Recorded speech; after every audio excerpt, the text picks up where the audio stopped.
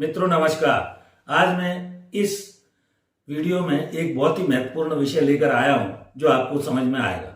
Common question generally पक्षकारों के द्वारा ये पूछा जाता है कि कोर्ट केस में हमारा कितना समय लगेगा। बहुत सारे लोग विवाद के कारण लिटिगेशन फेस कर रहे हैं, कोर्ट कचहरी में घूम रहे हैं, तारीख पेशी मिल रही है। तो ऐसी स्थिति में कोई भी ऐसा केस है जो आपने फाइल किया है, उसमें कोर्ट में कितना समय लगेगा, ये प्रश्न पूछा जाना स्वाभाविक है।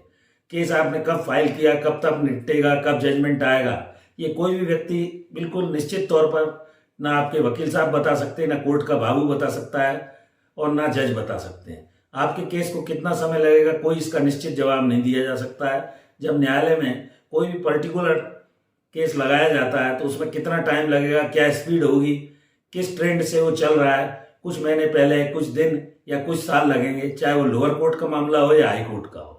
केसेस की पेंडेंसी काफ़ी है। ऑनलाइन आजकल सुनवाई हो रही है, फिजिकली भी सुनवाई होती है।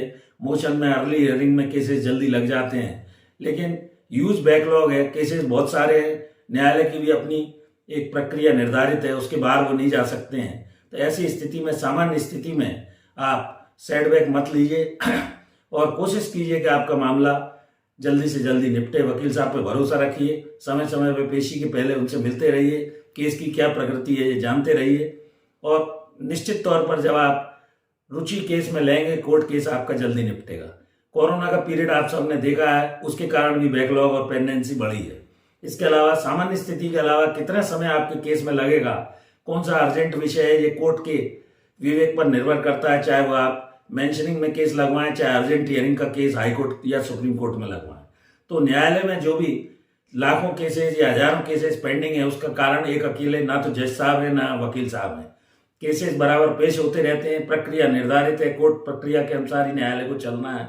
तो ऐसी स्थिति में अगर कोई अर्जेंसी है, जैसे कोई डेमोलिशन है, आपका कोई मकान तोड़ रहा है, अर्जेंसी, प्रॉपर्टी का कोई ऑक्शन हो रहा है, आपकी नौकरी चली जा रही है, ऐसे कुछ विषय उदाहरण के तौर पर जिनमें आप न्यायालय में एक अर्जेंट हियरिंग या मेंशनिंग प्रोसेस ऊपर की कोर्ट में और लोअर कोर्ट में भी एक आवेदन या निवेदन धीरज रखते हुए न्यायमूर्ति महोदय जो भी न्यायाधीश बैठे हैं, जो कि क्योंकि वो भी केसेस के ओवरबर्डन में हैं, बहुत सारे केसेस लंबित हैं, प्राथमिकता के आधार पर वो धीरज, संयम आदि शांति रखते हुए अपने मामलों को, क्योंकि उनके यहाँ भी डिस्पोजल के नक्शे जाते हैं, ऊपर की कोर्ट प्रोग्रेस पूछती है, उनकी भी बाध्यता है। तो केस में जो भी आगामी कार्रवाई होनी है उसके लिए तत्पर रहिए, अपने वकील साहब से समय से मिलते रहिए, हर पेशी पर यथासंभव कोशिश कीजिए आप कोर्ट में जाएं और उसकी पूरी प्रक्रिया समझिए। ये मैंने कुछ साधारण बातें आपको कॉमन क्वेश्चन के रूप में जो पक्षकारों और पार्टीज के द्वारा पूछी गई है कि हमारे कोर्ट केस में कितना समय लगेगा, पैसा बहुत लग रहा है और केसेस हमने फलानी तारीख को फाइल किया था, 2 वर्ष बीत गए, 3 वर्ष बीत गए, 4 वर्ष बीत गए।